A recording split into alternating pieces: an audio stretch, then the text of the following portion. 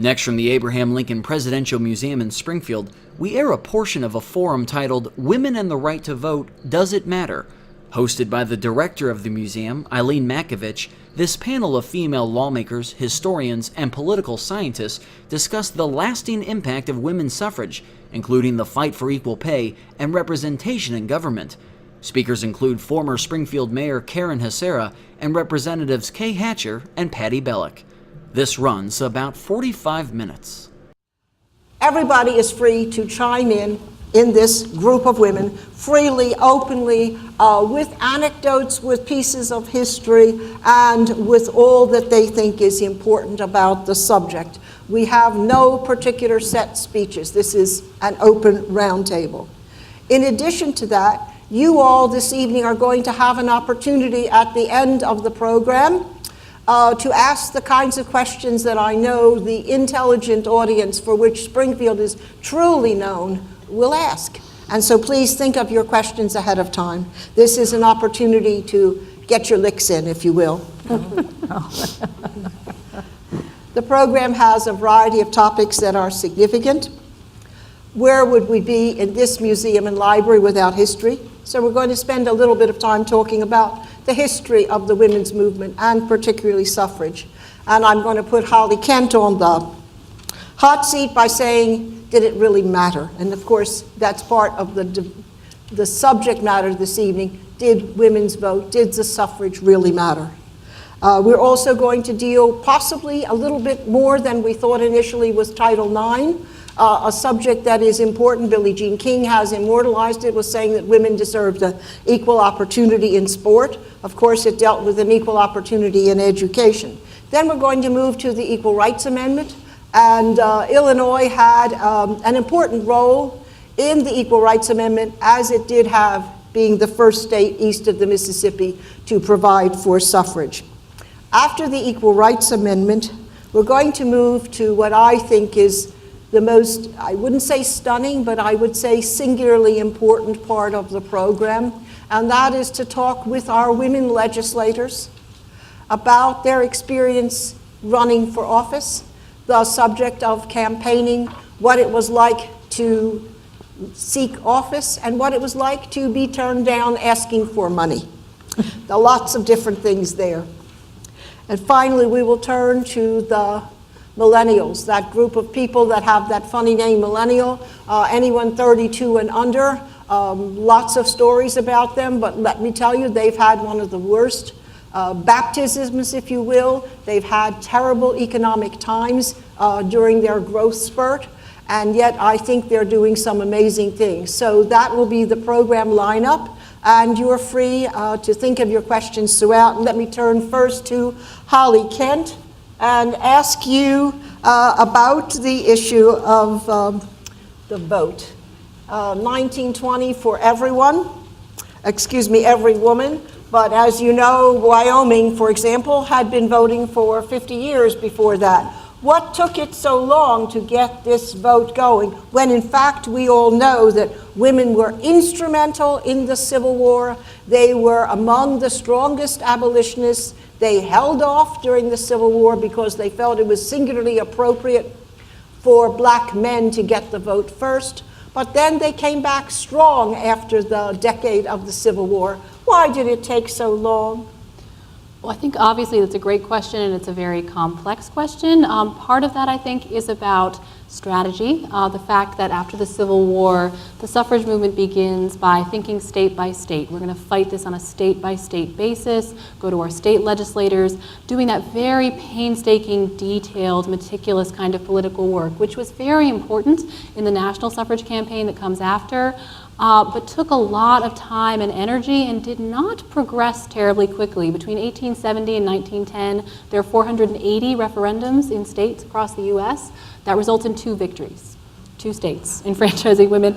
So partly that strategy proved it's kind of a more national focus and a more radicalism in terms of tactics. That seemed to push the movement forward, building on the backs, obviously, of women who'd done that state-by-state work. I think that's part of it. The more fundamental issue is, of course, resistance.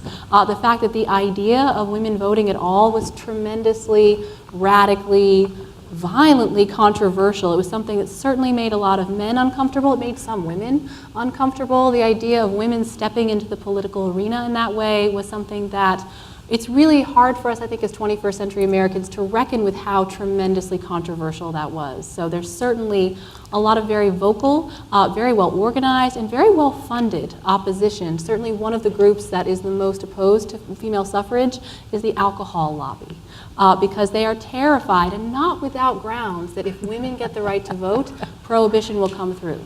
And they want to prevent that. So they are tremendously influential in bankrolling anti-suffrage efforts for women. So, and what other issues were women pushing all the time that they were saying, if we get the vote, we're going to do something extraordinary? What were those issues? I mean, I think there's a lot. It's very diverse. Of course, as women themselves are diverse, there's many different kinds of causes that women are advocating for and that are particularly keen to stress that they're going to make change on when they come into political power and into office. I think a lot of times women do stress those causes that draw on their roles as wives and mothers. The idea, a lot of early temperance literature had wonderful images of women with brooms, and they're the kind of sense that if we're going to come into government, we're going to sweep it clean. That building on that notion, very powerful in the 19th century especially, that women are morally superior. So they're going to kind of come in, sweep out some of the corruption of government. They're certainly going to be concerned with issues, again, that are also of concern to women and children. They're going to be very much focused on, again, temperance reform, getting rid of alcohol in the U.S., child labor laws, sex work and prostitution is also very important to many female activists. So that sense of kind of not just getting political power, but morally reforming the country. We got the Mann Act passed in 1910. That's a particular achievement, wasn't it? It's certainly noteworthy as a piece of legislation. It's an Illinois legislator who's instrumental in getting it passed through, and it's a piece of anti-prostitution legislation. At least that's what it was kind of designed to be. It's also called the White Slave Trade Act. There's a lot of anxiety about an ostensible rise in the number of white girls who are being trafficked into sexual slavery during the early 20th century. Those numbers are, many historians think, kind of exaggerated. That's certainly the intention that female advocates have, is that it's going to come in, it's going to kind of purify the country, we're going to get rid of the sexual slavery. The law is actually used primarily to go after interracial marriages and interracial sex. So it's one of those, again, twists and turns legislation can take. The intention of these female activists was to protect women from human trafficking, from sexual slavery. Unfortunately, the law does not get applied the way they'd intended, so it kind of slipped out. But that's an interesting twist. We're always looking for protection, for the protection that the male can provide, and yet somewhere along the line we decide that we don't need that protection, whether it's for working, whether it's for protection of children, or whatever. Somehow or another this changes dramatically, and we no longer opt for the protection model, even in the military. When did all this happen, Naomi? The changes? Idea that we change from needing the protection of the male. Because we became more and more aware that many of the laws that were supposedly going to protect us worked to our disadvantage. The laws, for example, in the state of Illinois, one of the early laws prohibiting women from becoming lawyers was because it was a threat to the home. The New Testament spoke against it, all the arguments that you can imagine, and the result was that women were not permitted to practice law here in Illinois. And the Mann Act is a very good example. While we could view it, indeed we have, as protecting women, the fact was that it was also anti-immigrant, anti-Jewish. It was the idea that the Chinese were kidnapping. Well, none of these women wanted to go into prostitution. They were being forced and kidnapped.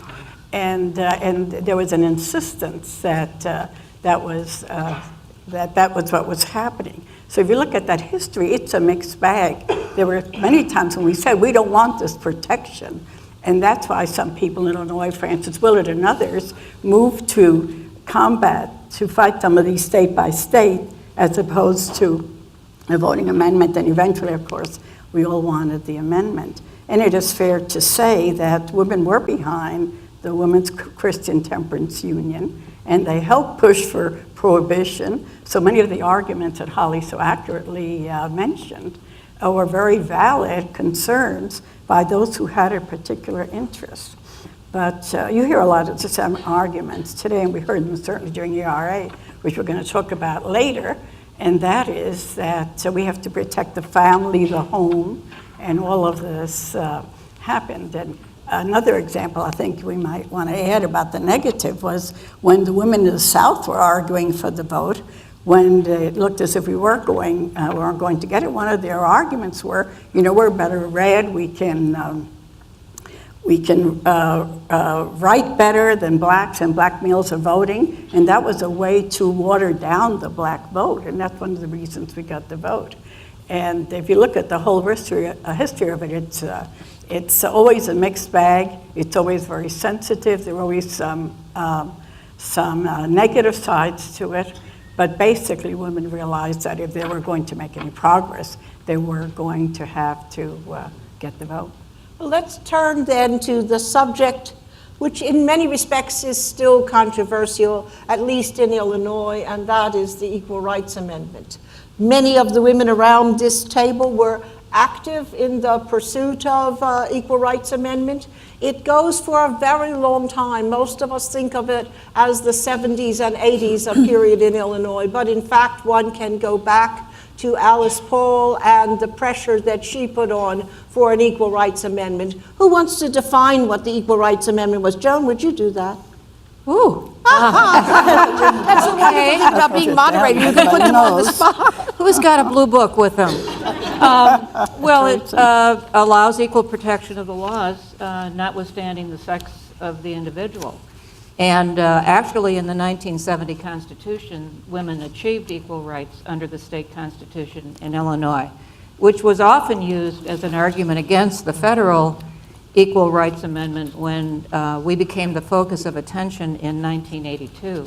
It had been tried several times before then to be passed, but they were never able to achieve the supermajority that was required in the House or the Senate to get it adopted. So as the deadline for the Equal Rights Amendment loomed, which was October of 1982, the national women's movement focused on a couple states that were critical. At that time, 35 states had ratified the Equal Rights Amendment nationally, and Illinois was not one of them. So Illinois, Florida, North Carolina, and Oklahoma, as I recall, were the four that were targeted. And we were the focus in May and June of 1982. She's giving me 5 minutes. Okay. So. Well, we'll just go on with Karen Hasara, who has had an extraordinary career as the early mayor of, is it okay for me to say early mayor? First woman mayor. Only woman mayor.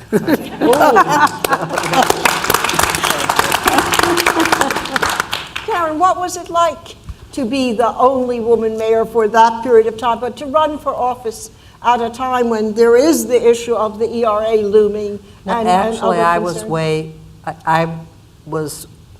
ran for the legislature in '86, which was right after the ERA incident.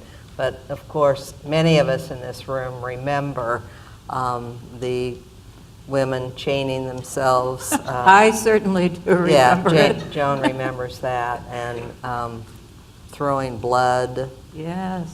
It was actually a real exciting time. Well, she can say that because she didn't have to Yeah. regulate government at the time. Right, at the time. And keep the business going in the Capitol Yeah. building. I'd also, if I might, like to interject a little personal story relating to when women got the vote here. Because I'm the 5th generation of my family here, my grandmother, my favorite story of my grandmother was she lived on a farm near Rochester here, and she and her best girlfriend, the first time they were able to go to the polls, walked down the street to the polls, and they were hooted and laughed at and howled at. And she always talks about how proud they were. They just walked through all of that and voted, and she certainly was a role model for me, so I love that story. Joan, was it true about the blood? Oh, yeah. Well, I mean, and yeah. this was in the General Assembly, that magnificent French building that we have. It was There in was the blood on hall. the floor? Well, you have to go back a little bit. First, the fasters came. They were a group of 9 women who became 7. We've never figured out what happened to the other 2, but there were 7, and they sat in the rotunda every day the General Assembly was in session from about May 19th to the end of the session, 11 a.m. to 2 p.m., and they began a hunger strike. And so a fast was a normal part of the suffrage movement. Yeah, sure. When we think of the Pankhursts in the UK Yes, and England, so of course they- it's the Pankhursts who are in jail and starve themselves. But we did Right. that in Illinois as well? Yes, they did not eat, and several of them had to go to the hospital to be hydrated and things like that. So that was happening on the first floor. And then on the third floor, a group of women from the Champaign area called the Grassroots Citizens for something. They chained themselves to the Senate door. Who remembers that? Okay. It was quite an exciting time, and we tried to negotiate with them and make it clear that, the Senate needed... Why were you the negotiator? That's a piece Oh. that we need to have. Well, I was Assistant Secretary of State at the time, and the Capitol building is one of our, Secretary of State's office is in charge of all the buildings in the Capitol complex, so it fell on us to figure out what to do. And we found we had no rule that said you couldn't chain yourself to a door. That's really funny. The things you learn, And so we quickly drafted an emergency rule, and then we tried to negotiate with them and help to understand that this wasn't helping their cause, because actually one of the senators who was for the ERA, Forrest Etheridge at the time, said, as long as they're doing these things, I'm not going to support the ERA. And so, and even Governor Thompson, who was a fan of the ERA, was very distressed and said, if you just come in my office and figure out how we can get 107 votes, this would be a better use of time. Notwithstanding that, 3.5 days later, they were still chained to the door of the Senate, so we unchained them. And, Forcibly unchained them. well, we took bolt cutters and we unchained them. Business, if you're in the Capitol building in June, you know it's a very busy place. There's lots of stuff going on, and having the people chained to the Senate door was not actually in the best interest of efficient government at the time. So we, and then later, a lot of things went on, but eventually the Senate actually voted on the Equal Rights Amendment. I think it was June 25th of 1982, and it didn't pass. And so that's when they squirted the pig blood on the floor. And I was the one that discovered them because my office door abutted the governor's office. Oh, my. And I left my door, and there they were writing names in pig blood in front of the governor's office. So we had them arrested and evicted from the building. In the meantime, there was a huge rally for the ERA, and it was a conflicted time because people that would have supported equal rights were in a position to kind of lay down the law. And so it failed because of the tactics, or it failed because... Oh, I think it's much more complex than that. I don't think it failed because of the tactics. No, but the tactics didn't win them Right. any Yeah. wavering votes, and it certainly didn't endear them to the negative votes. Right. So it's the whole question of what really makes people vote for things is much more complex than that. I remember a woman named Esther Saperstein who was in the legislature. I don't know if you're smiling, so you must remember her. Esther was from Rogers Park. She was a very powerful union organizer at one time, but she also entered the legislature, and she decided she was going to woo people. And she was going to woo people whether she was anyone's idea of a feminine idol or Gloria Steinem or anything. She decided that she was going to woo people. And what she did was she had a very powerful weapon. It's the cure-all for everything, chicken soup. And she I provided think of chicken soup for everybody. It was a big draw because the legislators couldn't go out to eat. They didn't go downstairs to eat. They decided they were hungry. They heard Esther's chicken soup. They smelled it. The aroma went through the whole house. And it was wonderful. But of course, there was the competition from a woman named Phyllis Schlafly, who decided, what did she decide she was going to do? I think she fed them cookies. It sounds reasonable. She had local women do it. She would have in a community, she'd organize and encourage women in the area to send cookies and kind of write specific personal notes to their legislators. So it was very, very targeted in that way. So you see, Esther didn't get what she wanted, but she became a hero for many women my age who thought, gosh, she has the stamina to withstand it all. And that was a rather extraordinary thing to see.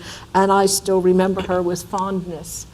You Karen, you? I know, but Adeline Giacaris. Okay, tell us about her. Reminds me, similar. Oh gosh, she was a character of all characters. I'm sure quite a few of you in the audience knew her. She was really a wonderful person, very strong-willed, and Adeline usually got her way one way or another. She was a Republican senator from Waukegan, and she helped women a lot. People respected her. Patty, I have a funny Adeline story if you want to Please. hear.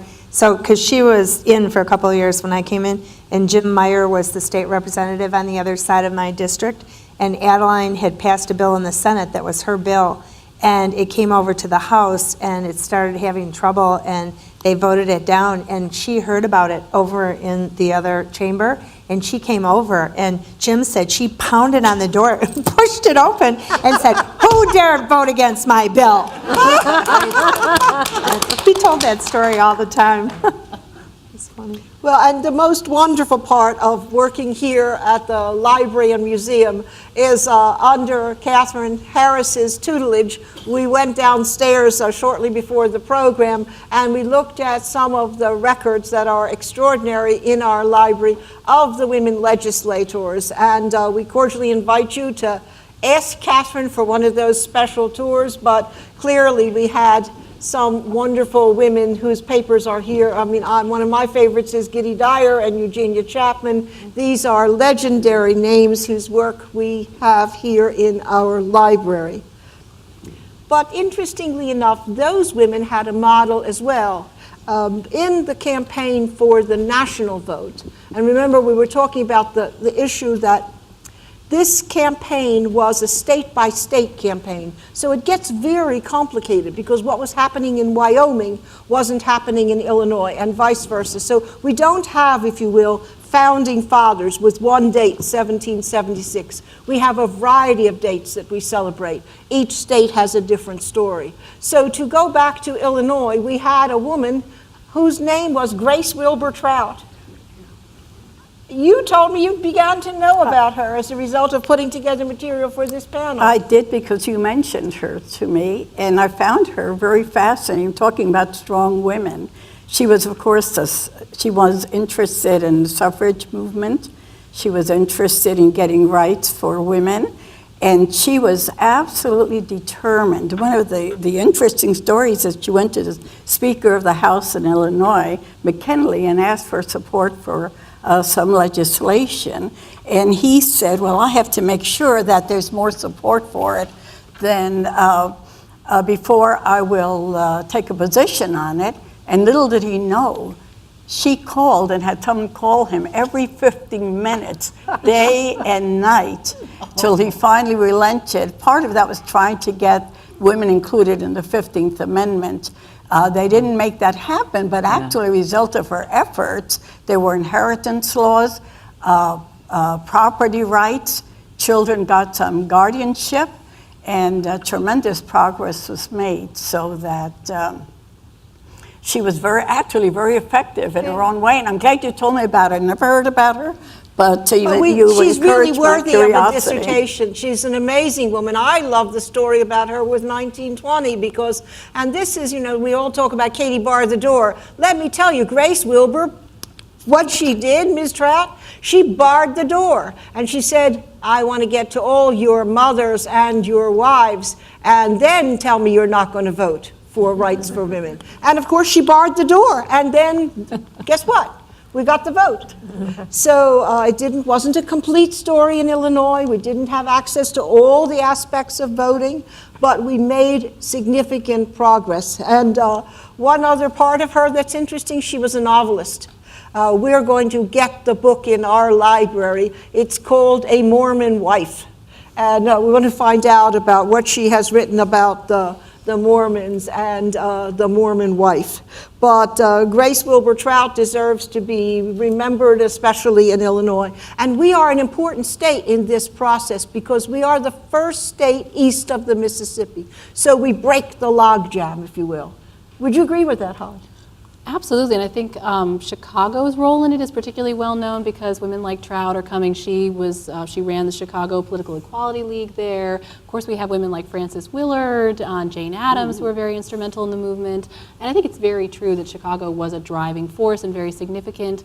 But the work of women on local levels, I mean, the first Equal Rights Association conference when they were fighting for women's suffrage in the early years was in Springfield in 1870 in Illinois. So the organization's happening in Chicago, but I think there's a tendency to sometimes think that Chicago is everything in terms of the fight for suffrage, and it's absolutely not. The work that women did on the ground, that women like Trout organized, one of her big strategies, in addition to wonderfully kind of physically throwing herself on the line and saying, you're going to have to come through me if you want to get out of this building, was also about regional organizing. She kind of reached out to local organizations throughout Illinois and said, you need to know everything about your legislators. I want you to know if he's married. I want you to know what his kids' names are. I want you to know what his tastes are, and I want you to go to his offices and bother him until that kind of the idea of calling him every 15 minutes. So she had local female activists. She was very instrumental in mobilizing them to do that kind of work, send telegrams every day, write letters every day.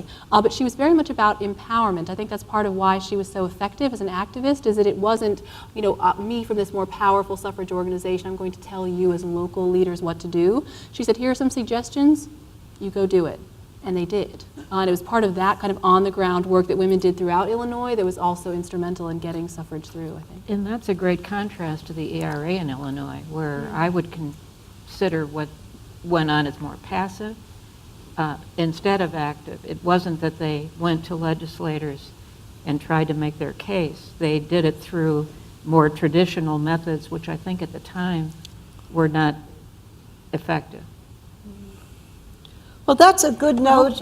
Yeah, I'm sorry, Naomi. No, please that's go ahead. okay. I think that's an interesting point because some of it, if it got too aggressive, as you were saying in Illinois, it turned people off. Yeah. And if you used traditional, then it was considered a little too passive. Yeah. And of course, what was happening around the country was that we were all plotting in other states not to come to Chicago for professional meetings. We boycotted the American Political Science Association, the American Society for Public Administration.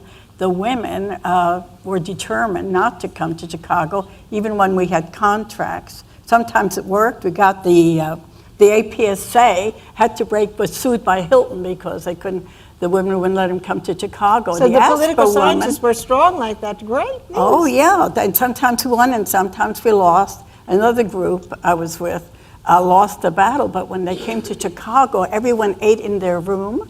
They didn't buy anything. They brought the food in from Missouri if they could get away with it.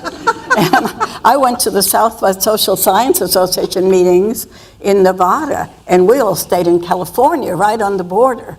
So this battle was going on all the time. It was very intense, and it was lost. But you did learn how to organize. You learned how to be more effective. If you look at the advantages of the ERA, some of them were one of the ways. Because as a result of ERA, people became more conscious of what was happening to women, why we needed those rights, and why it was important. And we managed to get a great deal of the battles won by having a legislation passed to correct it. And we know why we lost. We lost because Phyllis Schlafly organized against us very effectively. We know we lost ultimately Most theorists believe that we lost over the abortion issue. Yeah. When the abortion became a sensitive issue and it got mixed in with the Equal Rights Amendment, that day, Congress backed off, politicians backed off, it was too controversial, and that was a death knell for the ERA. Yeah. But there's several other reasons. Wonderful book by a woman named Jane Mansbridge from the University of Chicago, which really discusses why the ERA was lost, and I recommend it to you. Good reading. We know why the ERA was lost. I think Joan, though, made a good point about our Constitution. We had passed a Constitution that had the Equal Rights Amendment language in it. And you're right, Joan, it was used a lot as an argument against the legislature voting for it. Well, it was a convenient In argument. Illinois, yeah. I'm talking about. Well, let's turn now to the women who have had the guts and the brains and the stamina and all of those words to run for office. Some early on, some most recently. And I want to hear your perspective on the experience. I mean, we always are told that women have a harder time running for office, that women won't vote for women, and that you really have to make a double and triple case to be successful as a woman, particularly in the legislature when you're one of many hundreds and you can't stand out. And Karen, I think you started out, did you start out in the legislature before I you was ran clerk for of the mayor? court here, so my name was known somewhat. But I actually thought that it was an advantage at that time to be a woman. That was in 1986. And I had run and been on the county board, and I had run twice for clerk of the court. And so I thought the clerk job was a good fit because, people didn't object to a woman clerk. That was kind of considered a feminine thing to do. And also, I took Josephine Oblinger's place in the legislature. So there had been a woman, but she was in when there were 3-member districts, which made a big difference. But there of course were people who didn't think women should be in. They thought we should be home, raising a family. I had 2 rural counties, Christian and Montgomery, and that was tough. They were more likely to think that a woman should not be in the legislature. So my first race was the closest thing ever, except for my first race as mayor. But I thought it was, although once I got there, it's not like it is now. We were not accepted as being particularly capable, in my opinion. And of course, I was a Republican. I was often in a veto-proof minority. So, but what I did was the only thing I had any control over was actually what I did in my district. So I took advantage of that. I had a lot of programs in my district. I was everywhere in my district. And I still today say people don't care if you're a committee chair or even how much legislation you pass. They want to see you and know that you're there to help them solve problems. And that was my big advantage in running. And I think then when I ran for mayor, that paid off. But I do think at that time anyway, it was harder to raise money. And I don't know about now, Petti will tell us that, but that continued for a long, long time, if it's not still true. Well, Petti and Kay, you are in the legislature now. Why don't you share with us some of your experiences in terms of running for office, being taken seriously, ability to raise funds, and what's it like? There's still fewer women than men in the legislature. Is that correct? Absolutely. Yeah. Well, but like anything else, it takes less women to accomplish something. Oh, nice job. No, I Actually, I'll quote Corinne Wood, who was our first female lieutenant governor. And when she used to go around the state, she talked about the difference between men and women. And that background is the White House Project does a lot of statistics on men and women. And while 75% of men self-nominate, they just stand up and say, I think I'll be a legislator. The fact is only 25% of women self-nominate. Women need to be asked. Women don't always just think that they can do something. They have to have someone else tell them that they really are as good as they are. And I think that's why it's so important when we listen to all of us talk about this. Think about the women you know and encourage them, because there's lots of state reps and senators and congresspeople and presidents out there. They just need to be asked. But like most women, I did exactly that. I became involved in my community when my children started to school, like most women do. I stepped up the first year and offered to help with their marketing campaign. And as often happens with organizations, the next year I was president of the PTA. And from there, I went to the school board. But that in itself is an example of what each of us should be thinking about when we look to the next generation. I was a young mom raising a couple of girls on my own and worked for the local park district as a secretary. And the soccer coach, who was also a woman, came up and said, you know, there's an opening on the school board. Why don't you run? You'd be terrific. And that was a time in the 80s when, well, the National Enquirer wasn't what it is today. To me, people who were elected were gods. They were smarter than us, bigger than us, better than us. They knew everything. I was a mom. And so when this person suggested, I said, sure, right, yeah. You circulate the petition and I'll run. And I'll be doggoned if they didn't, and I won. So it's a perfect example of supporting people who you think have skills. From there, speaking of clerks, as a mom raising a couple girls of my own, back then politics were a different thing, and so was being a clerk.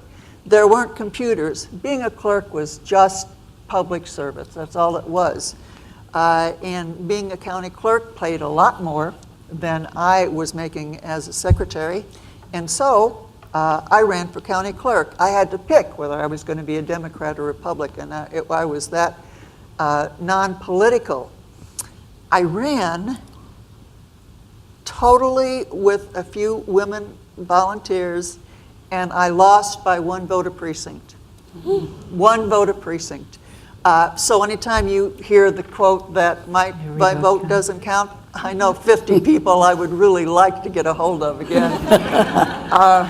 For that vote, that seat opened up an opening on the county board when the other person ran and won. Well, it was clear that I was able to attract voters, and so the precinct committeemen got together and said, yeah, we think she should be in the new county board seat. Well, there were a few men who decided differently and tried to do a runaround at a county board meeting. Now, does anybody remember Jane Byrne? She came down for the ERA, by the way. Well, I have a Jane Byrne story because this was a rural county, and they had a county board meeting on a Friday night, and the boys did everything they could to find a way to get their candidate in rather than a woman. Well, as it happened, there was a reporter there that night who wrote the story, but there was also a huge snowstorm that night. And so the next morning, Saturday morning, everybody in the county gets up, they get the newspaper, it's too bad of weather to go out, so they all sit around with their coffee cups and they read front page article about how these women tried to do something to this poor mom. I got the appointment. Oh, that's a good story. I like that. Yeah, and it goes on and on. Sometimes it really is just being there, honestly. Going into the community, being perceived as someone who cares about the community and is using politics to accomplish a better community, not somebody who is in politics who's trying to find their way into the community. It's a whole different perspective. Well, I want to hear from both of you about the particular legislation that you have sponsored, but please, Pat Bellock, give us an update, will you, about your experiences running for office, and does it parallel Kay's story? Are there some similarities, or is it a different story?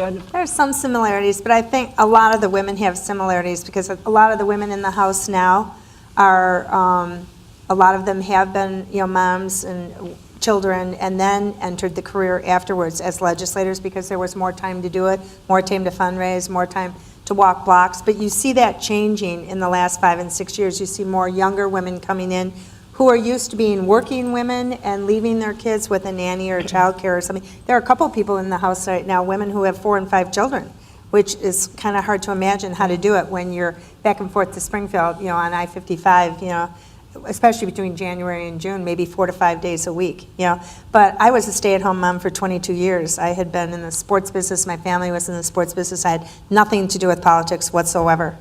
It was totally, except for I was just, and I wasn't even a feminist. I was just kind of a woman activist. So I was always involved in, the church board, the school board, and all kinds of things like that. And then just somebody that I knew decided to run for the county board, and he asked if I would help him, and he asked these 3 or 4 other women if we would help him, just on a volunteer basis. So we got involved like a lot of people do, just walking door to door for him. I had no idea what we were really doing except that we believed in him and it was an anti-tax issue.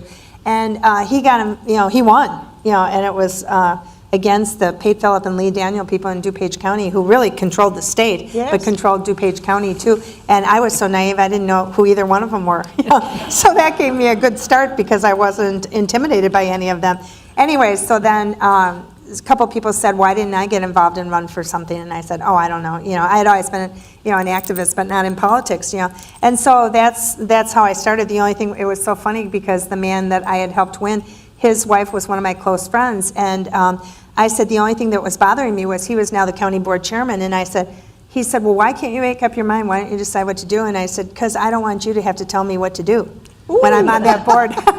And he said, Patty, I've been married 27 years to your friend, and I've never told her what to do once, So it was kind of funny. But anyway, so I ran for that. And then then there was an opening. Judy Biggert went to Congress, and it was open. And so then I decided to do that. But I'd just like to talk about one thing that Kay said, because after I was in like about 6 years here, I started feeling that, because I had been so active, in a lot of different things, and a leader in a lot of different capacities, I started thinking that because I was a leader, usually you rise to the top and people ask you to lead. So in the House, there's leadership ability, and there's 10 people, in each chamber that are leaders. So I thought after I worked hard 6 and 8 years, I could kind of see that there was, some other women that could be leaders. And then one of my friends said to me, well, there's only 2 women in leadership because there's only, 50 women in our caucus. And I said, well, I don't get why there's a quota there. If there are more women that can lead, why shouldn't we have more women in leadership? And they said, well, that's the way it is. Maybe we shouldn't rock the boat. And so anyways, I attempted, to get into leadership, and it didn't work, so that didn't bother me. And then 2 years later, I mentioned it to the leader again, that I would maybe like to be in leadership, And I had led, a couple of standing committees at that time, or as a minority spokesperson. Anyways, so finally, a couple of years ago, 2 years ago, I guess it was, I wasn't even going to ask again, and then, rather than waiting to be asked, I just decided I'd just go back in and put it on the table one more time. I've done all this stuff for you. I've raised money. I've done a lot of stuff. And I said, I really feel like I should, try to be in leadership or be in leadership. And all of a sudden he said, yep, we want you in leadership, And that's how, but I pursued it, which is kind of unusual for women even nowadays, because they feel like, just because they're in, the caucus, that they can't be the leader, And then right now, as it turned out, we had a changeover because Tom Cross ran for treasurer, so we had an opening in our leader in our caucus. And so anyways, Jim Durkin ran for leader, and he appointed me the first deputy minority leader, the first woman to ever serve in that capacity. So I never thought a year and a half ago I was even going to be in leadership. And now, so you know what? I think as far as what I feel with women, and we say it by all the stories here, is persistence and faith is the key to success, to stay the goal. And women, I feel, do it stronger than men even now in our thing. When I tell you, with all the two major issues that we've had in the last couple of years was Medicaid reform and pension reform. And in our caucus, I did the Medicaid reform, Darlene Singer did the pension reform. Our offices are right next to one another. For what you said, what they did years ago with the calling and the visiting, if you want to say for 2 years, there were robocalls to our office that never stopped in the Capitol, morning, noon, and night, all night long. So one night, Darlene and I were in there working, and it's 10 o'clock at night. We couldn't stand it any longer. At the same time, we both came out, and we took our secretary's phone, we put it in the drawer, and we put pillows around it, and we said, we have got to get some more work done. You know? But I really feel that women have that, and they do want to clean house. I mean, I think women focus in on issues. I don't know, Kay, if you agree with me, but I find that a lot of women focus in on the issues, and they're not worried about, you know, the politics as much, especially when they're in Springfield doing their job. When they go back home, they have to do it. We just came off of campaigns. If you're a rep, you've got a campaign every 2 years. Whether you've got somebody running against you or not, you usually have to get out there and do a campaign to keep your name recognition up. But this time we had some pretty nasty campaigns in our area, and I walked 10 days straight, 4 hours a day for another candidate. And we brought in every woman from our caucus that would come, and every woman from our caucus came and walked for that woman. And you know how cold this last couple of months was? We walked when it was 10 degrees, 3 inches of snow, and solid ice underneath, and we walked 4 hours every day for almost 2 weeks straight. You're watching the Illinois Channel, an independent nonprofit corporation formed to provide gavel-to-gavel coverage of Illinois state government and other public affairs events taking place across Illinois.